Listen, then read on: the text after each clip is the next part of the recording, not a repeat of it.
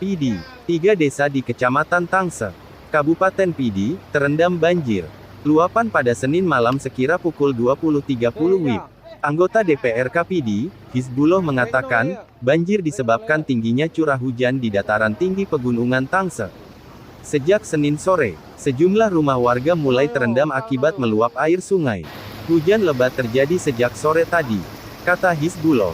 Di Pidi ia menyebutkan sementara ini ada 3 desa yang terdampak banjir luapan, yaitu Desa Kebun Nilam, Pulau Seunong dan Blang Malo. Sementara itu Kecik Kebun Nilam, Subjasa Muharam mengatakan, sejumlah warga kini mulai mengungsi sementara ke Menasah setempat.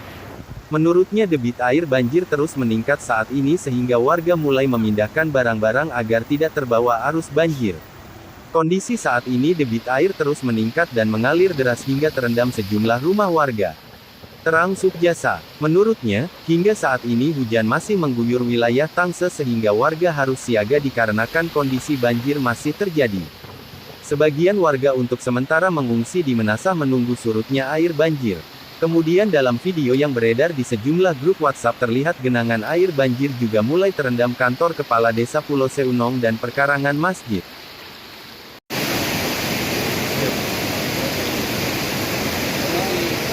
Kondisi sekarang di Kampung Kebun Nilam, Kecamatan Tangsel, yang terjadi sekarang, kejadiannya sekitar pukul 20.30.